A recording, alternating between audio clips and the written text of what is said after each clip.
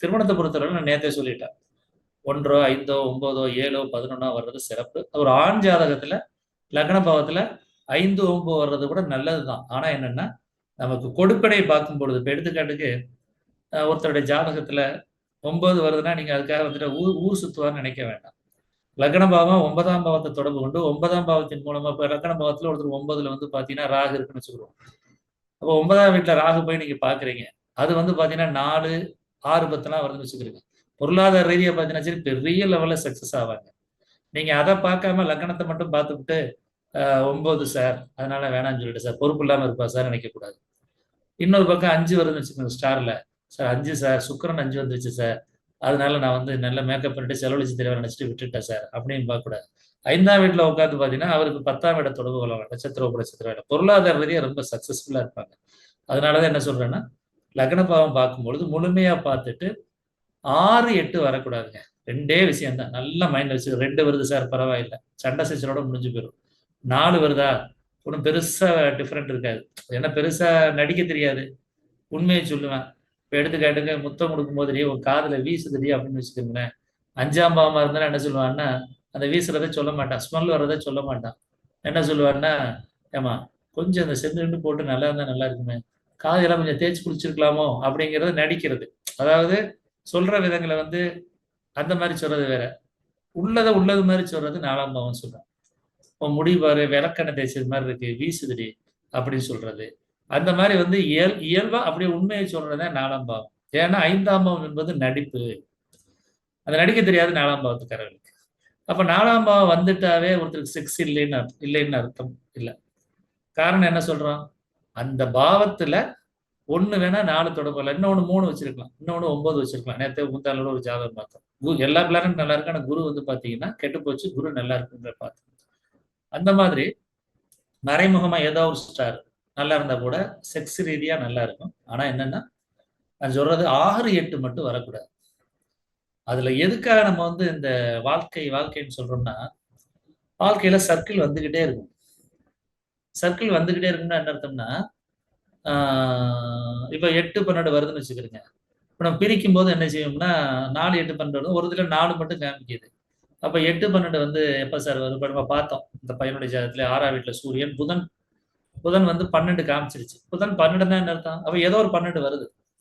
ஏதோ ஒரு சக்கரத்துல 12 போய் சூரியன் போய் 12 தொடர்பு வருதுன்னு அர்த்தம். அப்ப 12 வர்றதுங்கிறது என்ன ஆகும்? கார்த்திகை மூலமா தொடர்பு கொள்ளாம இருக்கலாம். உத்திராடத்து மூலமா கண்டிப்பா 12 தொடர்பு கொள்ளுது. அப்ப அந்த பாதிப்புங்கிறது கண்டிப்பா உண்டுங்கிறத நம்ம எடுத்துட்டோம். அதே மாதிரி ஒருத்தருக்கு வந்து 2 6 8 4 6 8ன்னு வருதுன்னு வச்சுக்கிறேங்க. நம்ம எதுக்காக மொத்தமா திருமணம் சொல்லி பார்க்கும்போது பார்க்க சொல்றேன்னா அந்த 2 தான் சார் வருது சார். 2ஆம் வீட்டுல 2 தானே சார் குடும்ப சார் 2 தான் சார் வருது. சண்டை வரும்னு நினைச்சு நான் சேர்த்து வச்சுட்டேன் சார் அப்படின்னு நினைச்சா இன்னொரு ஸ்டார் போய் கண்டிப்பா 6 தொடர்பு கொள்ளும்.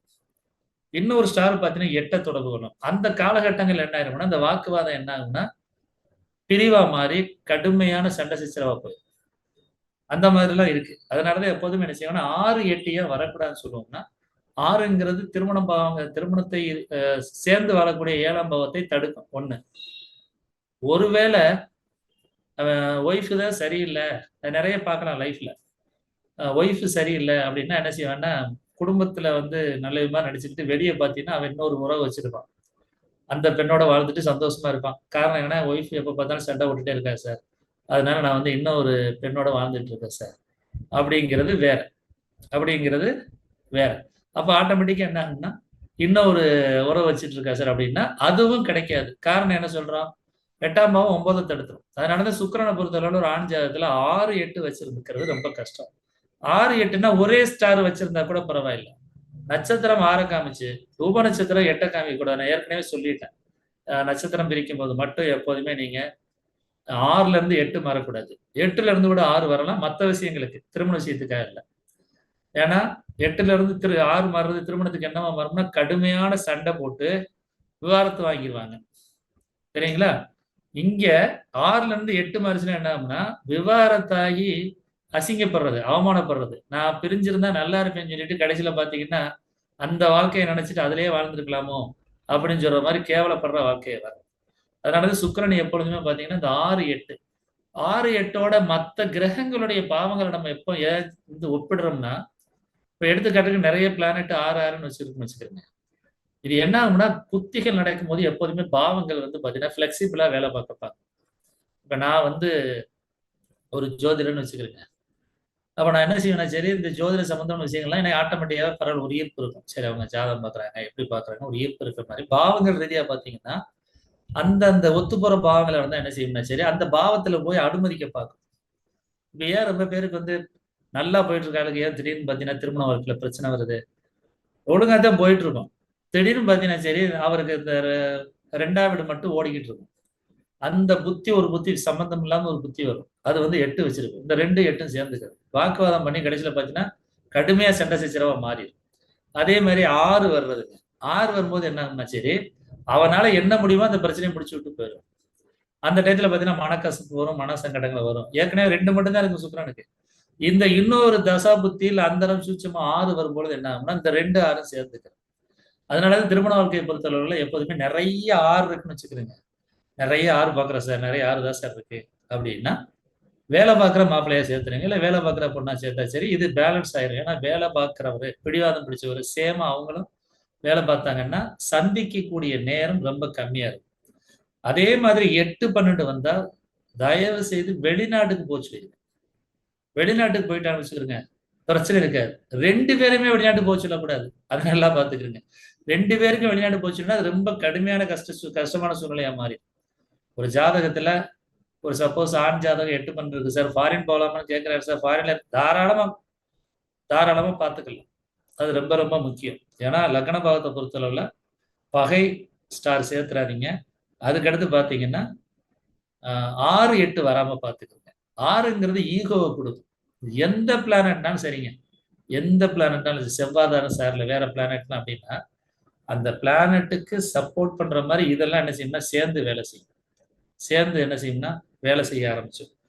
நான் ஏற்கனவே உங்கள சொல்லியிருப்பேன். ஒவ்வொரு பாவங்களுமே ஒரே மாதிரி வேலை செய்யாது. அது தசாபுத்திகளுக்கு தகுந்தவாறு பார்த்தீங்கன்னா சரி, மாறி மாறி வேலை செய்யும். பெரிய கோபக்காரனா இருப்பான். கொஞ்ச நேரம் கழிச்சு பார்த்தீங்கன்னா சரி, ரொம்ப அமைதியா மாறிடும். ஒரு சில பேர் பார்த்தீங்கன்னா சரிங்க, சின்ன பிரச்சனை பெருசாகி சின்ன பிரச்சனைக்காக கொலை பண்ணிட்டு உள்ள போயிரும்.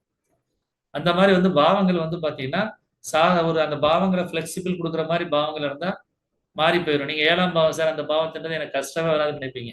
எப்பாவது புத்தி வந்து 6 வச்சு நடத்தும். 6 நடத்தும்போது பார்த்தீங்கன்னா சரி, 7 காலி பண்ணி விட்டுரும். அப்ப அந்த பாவத்திலேயே பார்த்தீங்கன்னா, நமக்கு சிரமம் வர ஆரம்பிச்சுரும். அதனால தான் எப்பொழுதுமே ஜாதகம் பார்க்கும்பொழுது எதுக்கு சொல்றோம் நம்மன்னா, என்னென்ன பிரச்சனைகள் இருக்கோ எல்லாமே சொல்லிருங்க. இந்த காலகட்டங்கள்ல கொஞ்சம் கவனமா இருந்துக்கிறங்கங்கிறத சொல்லிருங்க. திருமண பொருத்தத்த பொறுத்தளவுல நல்ல ஜாதகங்கள பொறுத்தவரை லக்ன பாவத்த பொறுத்தவரை 1, 3, 5, 7, 9, 11 வர்றது பெட்ரு. 2 வரலாம் தப்பில்ல. 4 வரலாம் தப்பில்ல. 8, 12 வரக்கூடாது. அதுல பர்ட்டிகுலரா 6, 8 வராம பார்த்துக்கணும். 6, 8 வராம பார்த்துக்கிறங்க. 6ங்கிறது திமிர், 8ங்கிறது திமிரின் உச்சம்னு சொல்லுவோம். 6ங்கிறது பிரிவு, 8ங்கிறது விவாகரத்த வாங்கி வெளிய போய் சிரமப்படுறதுங்கிறதையும் புரிஞ்சுக்கணும். அத பார்த்துக்கிறங்க. இன்னும் ஒண்ணு நல்லா தெரிஞ்சுக்கிறங்க. 8, 12 திருமணத்த தடுக்காது. 4, 8, 12 திருமணத்த தடுக்காது. ஆனா, அந்த காலகட்டங்கள்ல தசாபுத்தி ஓடுற காலகட்டங்கள்ல குறிச்சு குடுக்காதீங்க. எந்த ஒரு வேலையாக இருந்தாலும் கெட்ட நேரத்துல செய்யக்கூடாது. அத பார்த்துக்கிருங்க. கெட்ட நேரத்துல செய்யாம பார்த்துக்கிருங்க. அடுத்து